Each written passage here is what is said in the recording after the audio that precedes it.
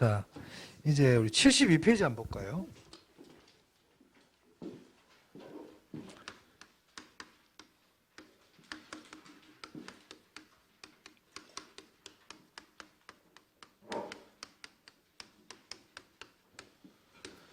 자, 72페이지 보시면 그 현금 수지의 측정이라 나오죠. 이 현금 수지의 측정은 시험에서 한 2문제 이상은 출제가 보통 됩니다. 중요한 부분이에요. 그럼 일단 현금 수지가 뭔지부터 좀 기본적으로 알고 있어야 돼요. 현금 수지가 뭡니까 하는 걸 안 물어봐 시험에서. 근데 현금 수지가 뭔지를 알아야 이해가 되니까. 현금 수지는 현금의 수입과 지출을 얘기해요. 그러니까 한마디로 현금이 들어오고 나가는 걸 뭐라 부른다? 현금 수지라 그럽니다. 이 현금 수지를 다른 말로 현금 흐름이라고도 그래요. 또 현금 흐름은 중요하잖아요. 그래서 시험에 잘 내죠. 현금 흐름. 제가 투자론 처음 할 때 투자란 부동산을 취득을 해가지고, 취득이라는 게 구입이잖아요. 그리고 이게 상가라 그래 볼게요. 이 사람 임대 사업을 하려고 이 상가를 구입하는 거예요.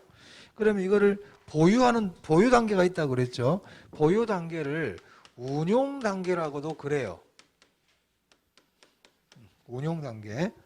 그 다음에 처분한다 그랬습니다. 매각. 네. 그럼 운용 보유 단계에서 발생하는 수익을 뭐라 부르던가요? 혹시 기억나세요? 복습을 해야 되는데 소득이득이라 그러죠. 소득이득. 네. 처분 단계에서 발생하는 수익을 뭐라 부릅니까? 그렇죠. 자본이득이라 그랬어요. 자본이득. 이건 이제 설명드렸죠. 자, 이제 우리 현금 흐름 하거든요. 현금 수지. 그럼 부동산을 내가 상가를 사가지고 운용, 즉 임대 사업을 할 때 현금 흐름이 있고, 그리고 부동산을 처분할 때의 현금 흐름이 있다. 이렇게 크게 둘로 나눌 수 있단 말이에요.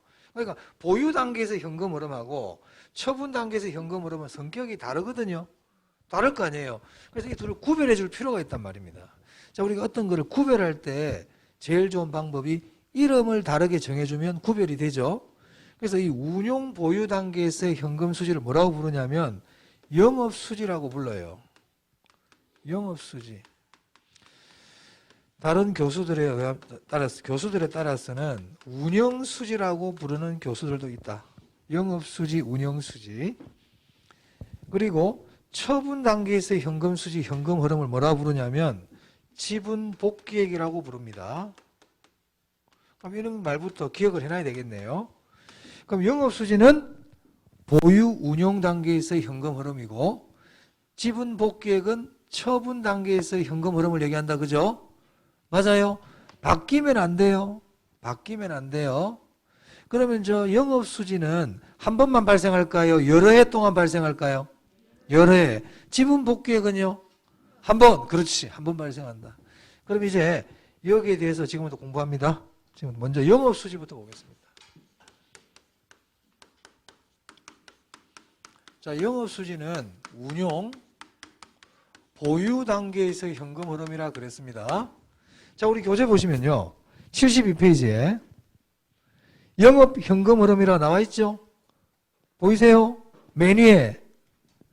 그게 영업 현금 수지 또는 영업 수지 이렇게 부른단 말입니다. 그 밑에 보니까 식이 쫙 나와 있네. 식이 나와 있죠? 뭐 곱하고 더하고 빼고 뭐 이런 게 있잖아요. 이 식은 여러분들이 외워주셔야 됩니다. 4월까지는 외운다.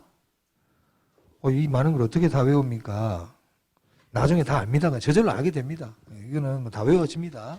자, 제가 이거 적어볼게요, 이제. 이거 적어보겠습니다. 제가 1년에 이 식을 한 50번 적습니다. 칠판에. 50번. 최하. 그럼 여러분들은 나보다 더 많이 적어봐야 되겠죠. 난 안 적어도 돼, 사실은. 다 알아. 여러분들은 저보다 더 많이 적어야 되겠죠. 근데 여러분이 더 많이 적을까? 내가 더 많이 적어볼까? 내가 훨씬 많이 적어. 여러분이 더 많이 적어봐야 되는데. 그러니까 최소한 이 영업현금 흐름은 손으로 쭉 몇 번 적어봐야 돼요. 그래야만이 기억이 되지. 머리로 가만히 보고 어떻게 기억이 됩니까? 조금씩 내가 고생을 해야 돼요. 왜? 중요한 부분이기 때문에. 시험에 잘 나오기 때문에. 자, 먼저 가능조소득이라는 게 있습니다.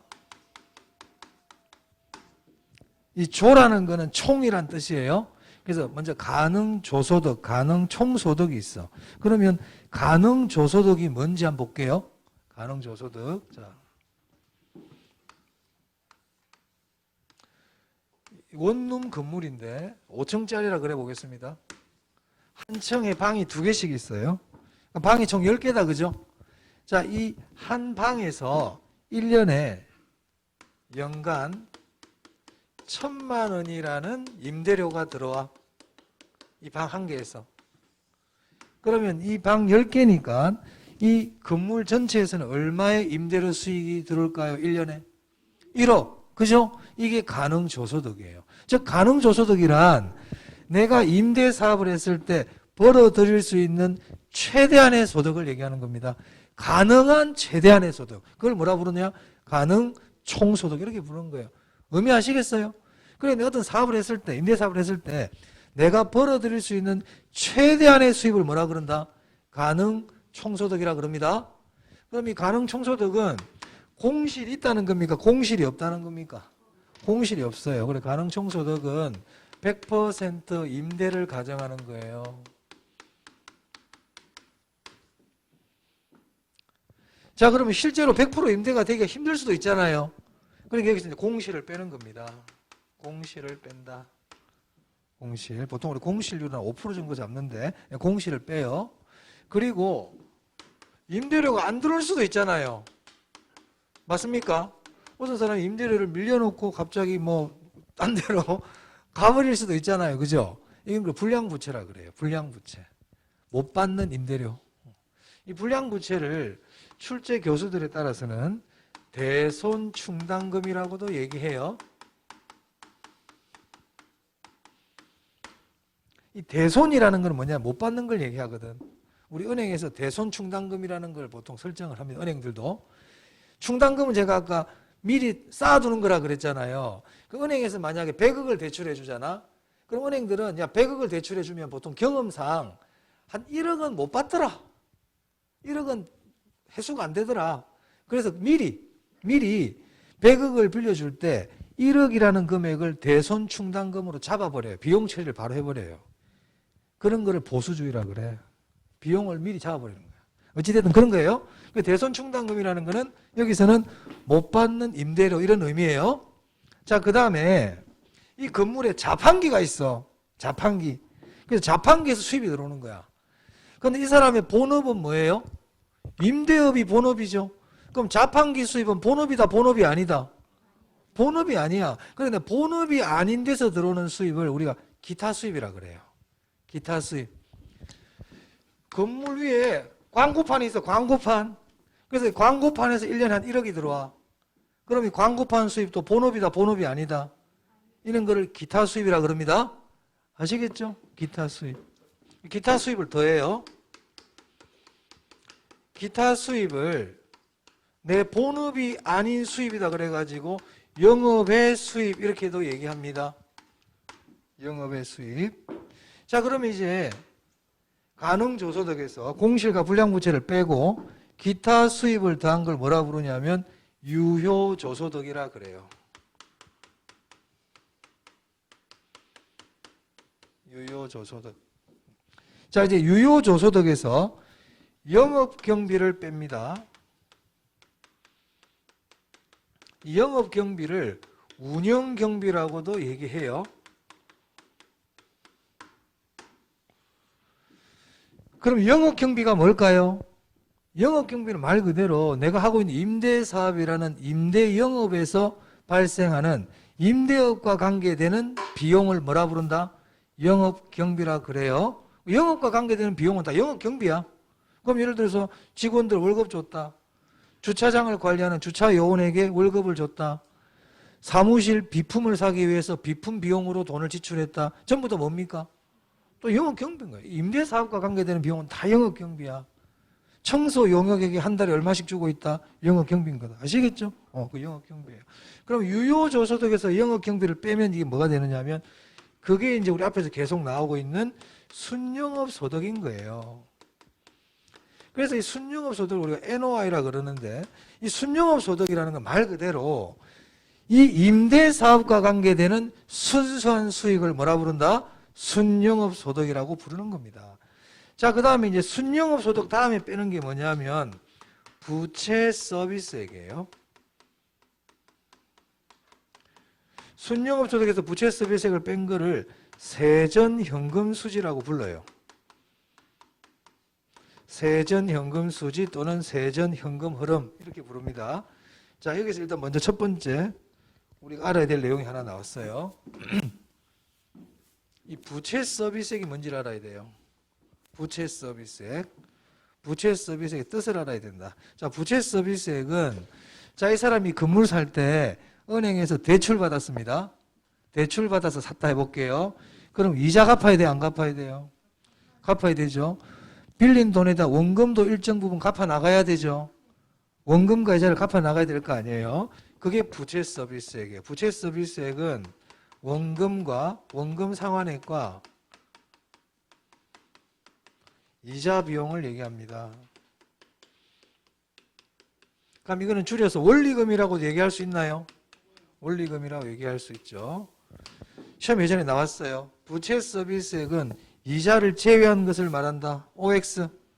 이자가 포함된 겁니다. 이자가 포함되어 있다? 이자가 포함되어 있다. 이 부채 서비스액을요, 저당 지불액이라고도 그래요.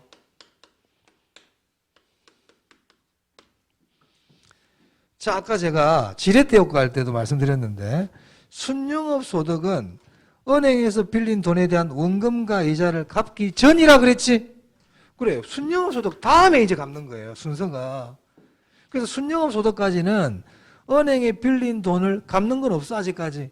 결국 그 말은 은행에 돈을 빌려서 저 건물을 산 사람이나 전부 다 자기 돈으로 산 사람이나 순영업 소득은 차이가 있다, 없다? 차이가 없다. 여기서 알 수 있잖아요. 그렇죠? 그럼 이제 순영업 소득에서 부채 서비스액을 뺀 게 뭐예요?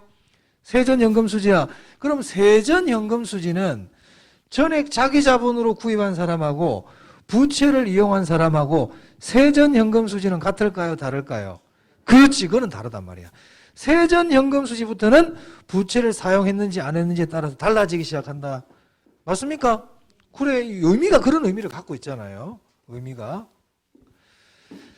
자, 이제 세전현금수지 다음에 뭐냐면 세전 다음이 항상 세금이야. 이제 세금 내기 전이니까 세금 내야지. 이때 내는 세금을 영업소득세라고 부릅니다. 영업과 관계되는 소득에 대한 세금이에요. 이걸 우리나라에서는 이걸 임대소득세라고, 사업소득세란 말이에요. 사업소득세. 그럼 이제 뭐가 되느냐? 세후현금수지 이렇게 된다. 세금을 냈으니까. 그래서요, 이 흐름 있죠? 이 흐름은 반드시 알아야 돼요. 시험에 그냥 굉장히 많이 물어봅니다. 뭐 극단적인 예로 이 칸 비워놓고요, 이 칸 안에 들어가는 거 찾아서 이렇게 바로 물어볼 수도 있어요. 안 외우면 안 돼. 그럼 이걸 외울 때 저는 뭐 앞글자를 따는 걸 별로 좋아하지는 않는데 앞글자를 따서 외우는 분들도 있어요. 원하시는 대로 하면 돼. 이렇게 보통 앞글자를 따죠.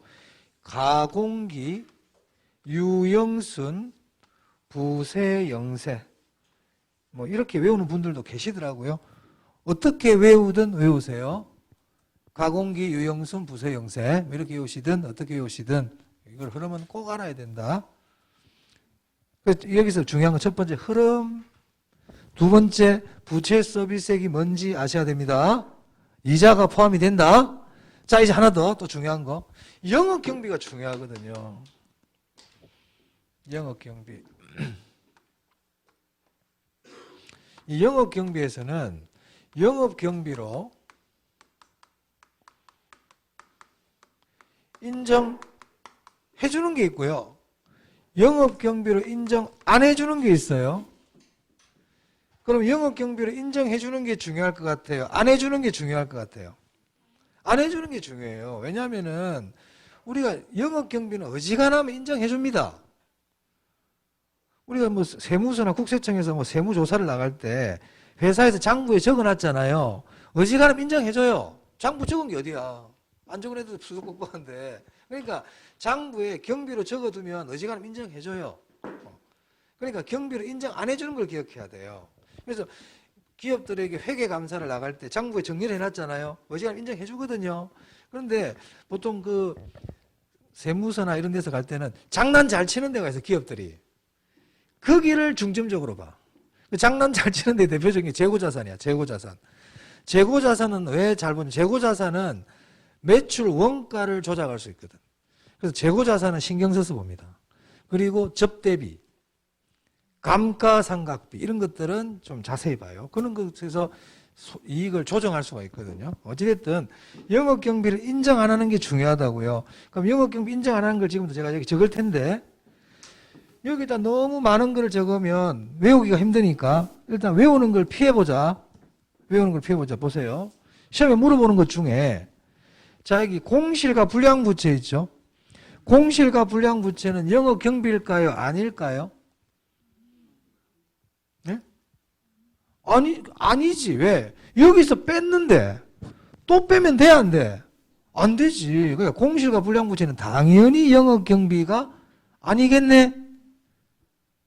그렇잖아. 부채 서비스액 영업경비일까요? 아닐까요? 아니죠. 여기서 여기 딴 데서 빼려고. 여기 아니란 말이야. 여기 만약에 영업경비에 부채 서비스액이 들어가면 또 빼면 됩니까? 안 됩니까? 안 되죠. 영업소득세는요? 아니죠. 무슨 말이냐. 딴 데서 뺀 것들은 영업경비가 아니겠네. 그럼 공실과 불량부채 영업경비 아닙니다. 부채 서비스액 영업경비 아니에요. 영업소득세 영업경비 아니에요. 질문해 볼게요. 이자 비용은요? 영업경비입니까? 아닙니까? 이자 비용? 아니다. 부채 서비스액에 들어가 있기 때문에. 잘 속는다. 이자 비용 영업경비도 그래 비용이네. 그래 버리면 안 돼.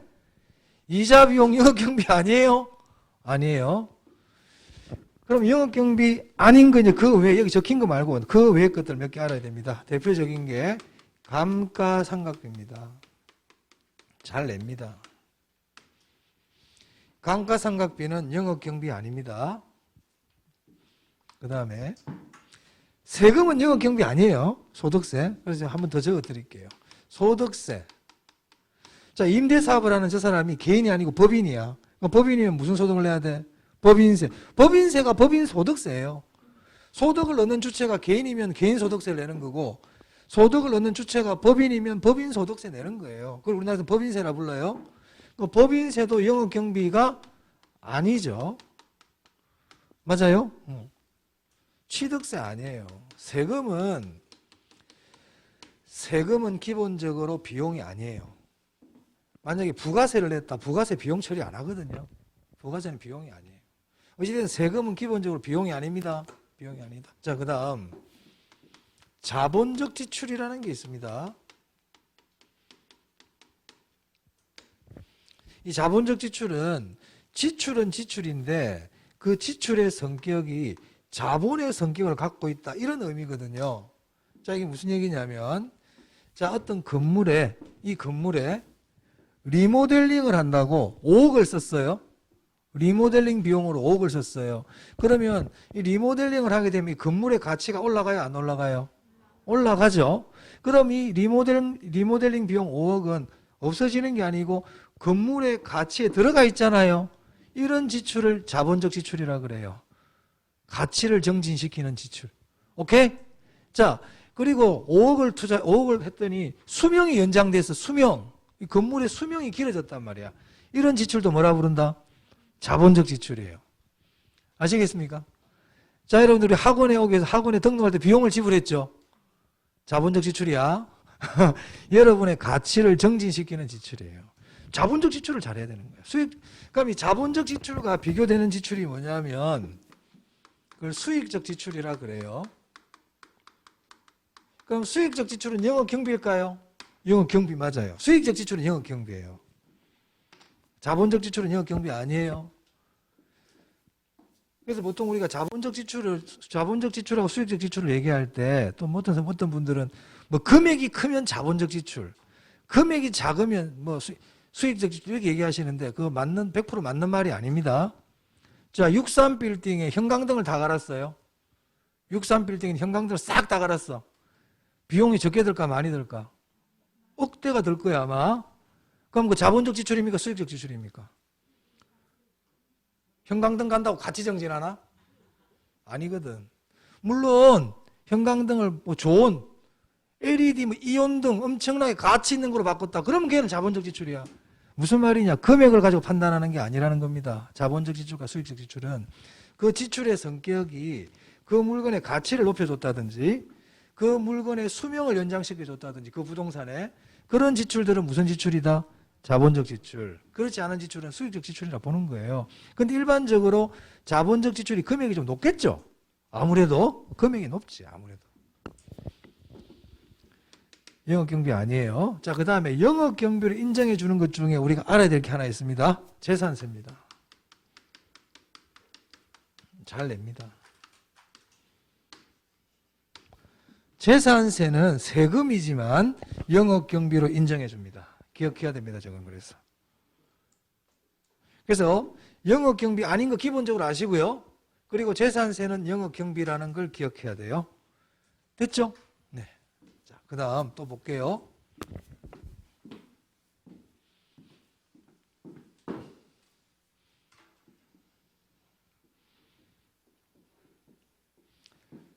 자, 이 순영업 소득 한번 봅니다. 순영업 소득. 예, 순영업 소득. 자, 이 순영업 소득은 아까도 제가 말씀드렸지만 은행에서 빌린 돈, 원금과 이자를 갚기 전이라 그랬죠. 그러면 이 순영업 소득은 내 돈이 벌어들인 돈이다. 내 돈과 남의 돈이 같이 벌어들인 돈이다. 같이 번 돈이에요. 같이 번 돈. 그 말은 같이 번 돈이라는 거는 총투자액이라 그랬죠. 맞아요. 순영업 소득. 자, 그럼 유효조소득도 그러면은 내 돈이 번 돈이야. 내 돈과 남의 돈이 같이 번 돈이야. 같이 번 돈이지. 가능조소득은요. 같이 번 돈이죠. 그래서 이 세 소득은 가능조소득, 유효조소득, 순영업소득은 전부 다 총투자액과 관계 있어요. 총투자액과 관계 있어요. 총투자액과. 총투자액이 벌어들인 돈이라고. 총투자액이. 자, 그런데 여기 나와 있는 세전현금수지, 세후현금수지는 은행에 빌린 돈에 대한 걸 원금과 이자를 갚고 나서 아닙니까? 그렇잖아요. 그럼 이거는 총투자액이 벌어들인 돈이니까 지분투자액, 자기 자본이 벌어들인 돈일까? 자기 자본, 지분투자액이 벌어들인 돈이에요.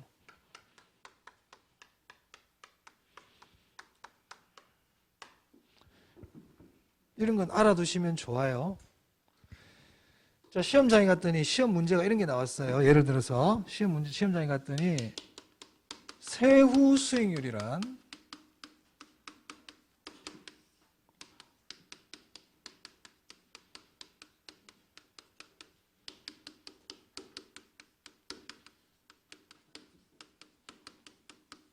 이렇게 1번 지문에 이 식이 딱 나온 거야. 세후 수익률은 총투자액분의 세후현금 수지다. 이렇게 나왔단 말이에요. 우리 세후 수익률 아직 안 배웠거든. 안 배웠어. 자, 이 지문 맞을까요? 틀릴까요? 여러분 생각에 확신을 가져. 이것만 딱 가르쳐 줬다네, 지금. 이것만 딱 알고 시험장 갔단 말이야. 그럼 이 지문, 이거 맞을까? 틀릴까? 틀렸다는 거지. 지금 내가 하는 이유가 뭐예요? 보세요. 이 총투자액은 가능조소득, 유효조소득, 순영업소득과 관계 있다고 그랬지. 총투자액이 나오는데 이게 뭐가 적혀있어 지금? 이거 적어놨잖아 지금. 얘는 뭐와 관계 있다고요? 그래, 우리 개론은요 짝짓기가 중요해. 짝짓기. 관계되는 것들을 연결하는 게 굉장히 중요하다. 딱 보는 순간 야, 총투자액과 세후연금수지는 얘는 이 집이고 얘는 이 집인데 다른 집 얘기하고 있잖아. 다른 집 얘기. 짝이 안 맞지? X. 뭔지 세후수익률이 뭔지를 몰라 나는. 세후수익률은 분모가 지분투자액입니다. 지분투자액분의 세후연금수지가 세후수익률이에요. 아직 세후수익률을 안 배웠지만 이것만 아시는 분도 야 이거는 세후연금수지는 지분투자액과 관계된다고 그랬는데 왜 총투자액이 나오지? 이상한데 이렇게 판단할 수 있어야 되는 거예요. X 아시겠죠? 그래 이런 게 실력이야. 이게 소발에 지잡는 게 아니고 이런 것만 가지고 아는 게 실력인 겁니다. 이걸 알고 있다는 뜻이죠. 저걸 파악하는 분은.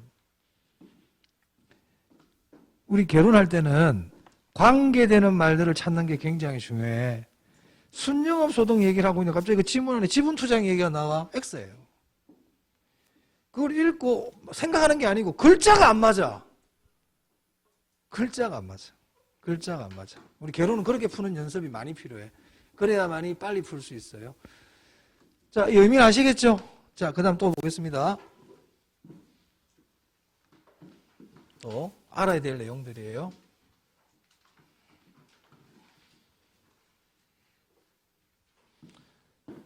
자, 순영업 소득이 있는데, 순영업 소득. 자, 이 순영업 소득을 구하려면 영업 경비가 필요합니까? 순영업 소득을 알려면 영업 경비가 필요한가요? 필요하죠? 필요하잖아요. 순영업 소득을 구하려면 영업 외수입, 기타 수입이 필요한가요? 필요하죠. 시험에 이렇게 물어본단 말이에요. 다음 중 순영업 소득을 구하기 위하여 필요한 항목을 모두 고르세요. 이렇게 나와요. 그럼 어떻게 찾느냐? 순영업 소득을 딱 끊고 요 위에 있는 것들은 필요하겠네? 맞습니까? 필요하다 이 말이야. 필요하다. 그래, 이 흐름을 모르면 안 돼. 필요하다는 거는 알아야 한다는 뜻인가요? 알아야 한다는 뜻입니다. 이 말을 이렇게도 표현한다. 반영되어 있다. 무슨 말이냐? 순영업 소득에는 영업 경비가 반영되어 있다. 순영업 소득에는 공실과 불량부채가 반영되어 있다. 그렇죠. 같은 말이에요. 자, 그러면요. 아까 재산세는 영업 경비라 그랬죠. 그러면 순영업 소득을 구하려면 재산세가 필요하다. 재산세를 알아야 한다. 재산세가 반영되어 있다. 맞습니까? 자, 감가상각비. 감가상각비는 영업 경비다. 영업 경비가 아니다. 아니다. 순영업 소득을 구하기 위해서는 감가상각비가 필요하다. X. 순영업 소득을 구하기 위해서는 감가상각비를 알아야 한다. X. 순영업 소득을 구하기 위해서는 감가상각비가 반영되어 있다. X. 반영 안 되어 있다. 몰라도 된다. 필요 없다. 이 뜻입니다. 오케이? 그러면 요 밑에 있는 것들도 마찬가지로 필요하다, 필요 없다. 밑에 있는 것들은 필요 없어요. 그럼 순영업 소득을 구하기 위해서는 원리금을 알아야 된다. 몰라도 돼. 순영업 소득에는 원리금이 반영되어 있다. 반영 안 되어 있다고요. 그렇잖아요. 그래서 순영업 소득은 대출하고 관계없어요. 대출 여부와 관계없어. 순영업 소득은 대출 여부와 관계없다. 그럼 말을 시험에서 전액 자기 자본만으로 사용하던 사람이 부채를 이용하게 되면 순영업 소득이 줄어든다. O입니까? X입니까? X야. 얼마든지 질문을 만들 수 있어. 근데 그걸 일일이 어떻게 다 외우려고 그래? 그 질문 하나하나를. 이걸 알아야지. 이 흐름을 알면 어떤 질문이 오더라도 다 답을 할 수 있는데 이 흐름을 모르면 그 질문을 외우려고 그래. 지문을 자꾸 외우려고 그래. 그러면 힘들어요. 중요하다고 그랬습니다. 꼭 기억을 해야 됩니다. 이 흐름 자체를. 네. 자, 그 다음에 그 밑에 보시면 우리 73페이지예요. 73페이지 보시면 거기 이제 3번에 매각 현금 흐름이라고 나오죠. 이걸 뭐라 부른다? 지분 복귀액이라 불러요. 그럼 지분 복귀액은 여러 해 발생합니까? 한 번 발생합니까? 한 번 발생하는 거예요. 자, 거기 보면 먼저 매도 가격이라고 나오죠. 자, 건물 팔았다는 거야. 지금 이제 처분한다는 거야. 30억에 팔았어. 그럼 매도 가격이 얼마예요? 30억. 자, 거기서 뭘 빼느냐? 매도 경비를 빼. 이 매도 경비의 대표적인 게 중개수수료입니다. 중개수수료. 그러면 이제 매도 가격에서 매도 경비를 뺀 걸 뭐라 부른다? 순매도액이라 부르는 거예요. 그러니까 매도 경비에는 취득세 들어갈까요? 안 들어갈까요? 안 들어가요. 세금은 비용 아니라 그랬다. 취득세 비용 아닙니다. 매도 경비도 아니고 영업 경비도 아니고 비용 아니야. 그럼 순매도액에서 이제 뭘 빼느냐면, 자, 은행에 빌린 돈이 대출이 좀 남아있단 말이에요. 그럼 건물을 처분하니까 그거 정리해야 돼, 안 해야 돼? 정리해야지. 미상환 저당 잔금을 뺀단 말입니다. 그럼 이제 뭐가 나옵니까? 세전 지분 복귀액 나오죠? 맞아요? 그럼 세전 지분 복귀액은 그 다음 세금이거든? 처분할 때 내는 세금은 자본이득세라 그래. 우리 처분할 때 이득이 자본이득이라 그랬잖아요. 그걸 자본이득세라 그래. 그럼 우리나라에서는 그걸 뭐라 부르냐면 양도소득세라고 부르고 있죠. 우리나라에서는. 우리 개론은 우리나라 법을 배우는 게 아니고 이론을 배운다고 그랬잖아. 그래, 이론적으로 처분할 때 내는 세금은 자본이득세라 그러는데 그걸 우리나라에서는 양도소득세라 부르고 있다 이 얘기입니다. 그 양도소득세는 어떻게 구하느냐? 그건 세법 시간에 배울 내용이에요. 그래서 세법 시간에 가면 양도소득세가 굉장히 중요해요. 4문제 이상 나오거든. 자, 그러면 세전지분복귀액에서 자본이득세를 뺀 나머지가 뭐라고요? 세후지분복귀액이 된다. 그것도 알아야 돼. 그것도 알아야 돼. 그럼 만약에 이것도 마찬가지로 세전지분복귀액을 구하기 위하여 필요한 거를 찾아라. 그럼 어떻게 하면 돼? 세전지분복귀액 위에 거 찾으면 되죠? 무슨 말인지 알겠습니까? 최근에 시험에 나왔었습니다. 최근에. 네. 그래서 현금 흐름까지 봤어요. 현금 흐름. 자, 넘겨보세요. 자, 넘기시면 이제 부동산 투자 분석 기법이라고 나옵니까? 찾았어요? 이 부동산 투자 분석 기법 중요하거든요, 사실은. 이 부동산 투자 분석 기법은 여기도 최소한 2문제 이상 나옵니다. 그래, 오늘 한 것 중에 중요한 부분이 참 많아요. 투자론에서. 여기서다가 2문제 이상 나온다 그랬고, 투자 분석 기법도 2문제 이상 나오고, 지렛대 효과도 잘 나온다 그랬고, 위험에서도 잘 나온다. 오늘 투자론에 중요한 부분을 많이 했거든요. 제가 말씀드린 것 중에. 시험에 중요한 것들을 말씀 많이 드렸단 말이에요. 이 투자 분석 기법은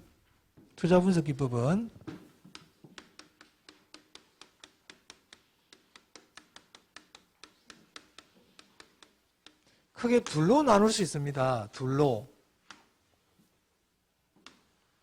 투자 분석 기법이 뭐냐면요. 투자를 해야 되느냐 말아야 되느냐를 결정하는 기법이에요. 이 투자 안에서 어느 정도의 수익이 날까 이걸 알아봐가지고 투자 여부를 결정하는 게 투자 분석 기법이에요. 이 투자 분석 기법은 크게 둘로 나누는데 첫 번째는 화폐의 시간 가치를 고려하는 방법이 있고요.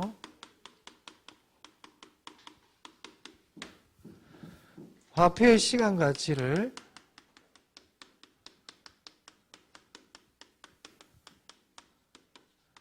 고려하지 않는 방법이 있어요. 크게 이렇게 둘로 나눌 수 있어요. 그럼 화폐의 시간 가치를 고려한다는 의미하고 화폐의 시간 가치를 고려하지 않는다는 게 무슨 의미인가 한번 예를 한번 볼게요. 단적인 예를 한번 들어볼게요. 이 건물이 있는데 이 건물을 내가 10억 주고 샀어요. 지금 살려고 그래. 10억 주고. 그러면은 운용 처분이라는 단계를 거친다 그랬죠? 맞아요? 그럼 이게 한 5년 동안 내가 갖고 있을 거거든. 그럼 운용 단계에서 들어오는 현금 흐름의 맨 마지막 종착점이 뭐였습니까? 아까 세후 현금 수지였죠. 맞아요? 이 세후 현금 수지의 의미가 뭐냐면 세후 현금 수지는 내가 임대 사업을 해. 내가 임대 사업을 하는 동안에 낼 거 다 내고 직원들 월급 주고 은행에 이자 갚고 세금 다 내고 최종적으로 내 호주문에 들어오는 게 뭐라고요? 세후 현금 수지예요. 그게 세후 현금 수지의 뜻이야. 성격이야. 보유하고 있을 동안에.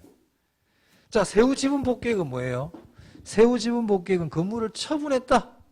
건물을 처분하고 나서 은행에 밀린 남아있는 대출 다 갚고 공인중개사 수수료 주고 양도소득세 내고 낼 것 다 내고 순수하게 들어오는 게 뭐라고요? 세후 지분 복귀액이야. 오케이. 그럼 이 말은 의미를 알아야 돼. 항상 이게 시험을 떠나서. 그럼 세후 현금 수지와 세후 지분 복귀액이라는 결국 뭐예요? 투자자가 투자를 통해서 최종적으로 내 호주문에 들어오는 게 뭡니까? 세후 현금 수지하고 세후 지분 복귀액이에요. 맞아요? 그래. 그걸 알아야 되는 거야. 그러니까 우리가 건물을 산다. 내가 지금 이 건물이 있거든. 이거 살까 말까 고민하고 있어 지금. 그 단계를 얘기하는 거예요. 그럼 이 건물을 살 때 나는 뭐를 기대할 수 있어요? 세후 현금 수지를 기대할 수 있지. 맞아? 그리고 내가 5년 있다 이걸 건물을 처분할 계획을 갖고 있거든. 그럼 그때 내가 얼마에 팔 수 있는지를 예상을 해봐야 돼, 안 해봐야 돼? 그때 그러면 내가 세금을 지금 시점에서 지금 현재 기준 세금으로 계산해 쭉 하면은 어느 정도 남겠다는 걸 계산해 볼 수가 있죠. 그게 세후연금 수지와 세후지분 복귀입니다. 지금 우리가 하고 있는 이 과정들은 실제로 건물 산 게 아니야. 사기 전에 예상해 보는 것들이야. 전부 다. 할 줄 알아야 돼. 사실은 중개사들 이런 걸 할 줄 알아야 돼요. 할 줄 아는 중개사 많이 없어요. 그런 거 할 줄 알아야 돈이 되지. 그죠? 그럼 결국 세후 현금 수지와 세후 지분 복귀액이라는 거는 내가 여기에 투자를 했을 때 최종적으로 내 순수하게 들어오는 돈이 그거네. 맞아? 그럼 이거하고 뭐하고 비교해 봐야 될까? 투자를 할 건지 말 건지 판단하려면. 건물 구입 가격하고 구별해 봐야 비교해 봐야지. 맞습니까? 그러면 내 들어오는 돈이 세후 현금 수지하고 세후 지분 복귀액이 막 10억이야. 근데 건물이 지금 12억짜리야. 그럼 이걸 살아있는 말에 비교해 봐야 될 거 아니에요. 맞아요? 나중에 그런 걸 공부한단 말이에요. 분석 기법에서. 그러면 여기 지금 들어오는 게 세후 현금 수지. 세후 현금 수지는 한 번 들어온다, 여러 번 들어온다. 여러 번 들어와, 여러 번. 처분할 때는 뭐가 들어와? 세후 지분 복귀액이 들어와요. 맞아요? 근데 얘들은 지금 들어온다, 미래 들어온다. 미래 들어와, 미래.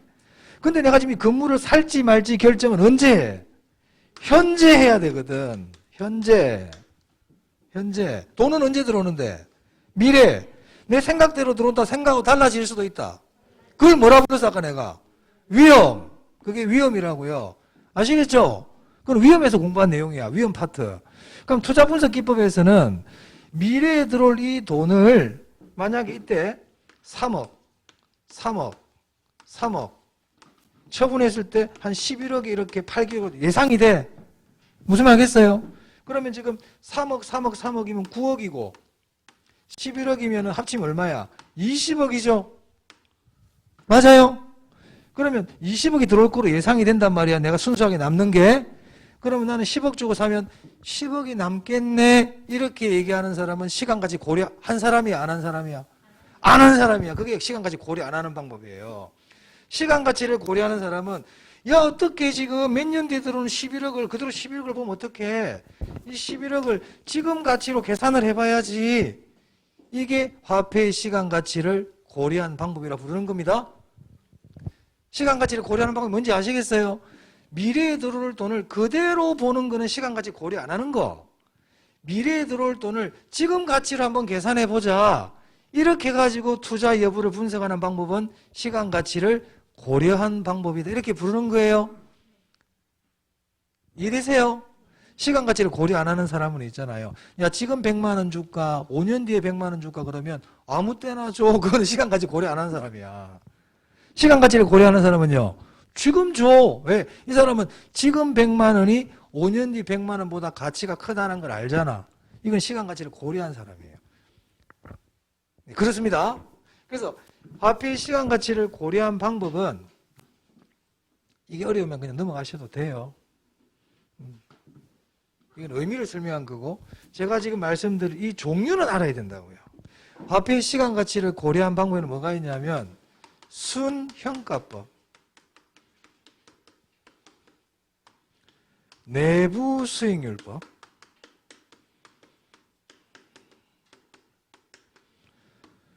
수익성 지수법,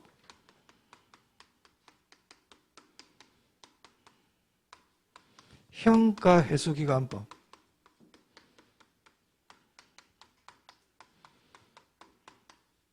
이 네 가지는 화폐 시간 가치를 고려한 방법입니다. 시간 가치를 고려하지 않는 방법의 대표적인 게 어림셈법. 네, 시험에 다 이렇게 물어보는 애들이에요. 두 번째, 비율 분석법. 세 번째, 그냥 단순한 그냥 회수기간법. 네 번째가 평균 회계이익률법입니다.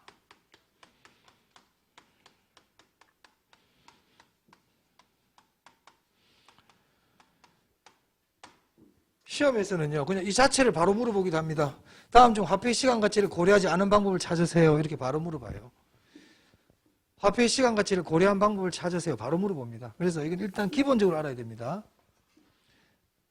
그럼 우리가 이제 1월, 2월달 기본서 과정에 들어가면 그때는 순형가법이 뭔지, 내부 수익률법이 뭔지 하나하나 다 공부해야 돼요. 오늘은 거기까지는 안 해요. 오늘은 이 정도만 아시고요. 이 정도만 아시고.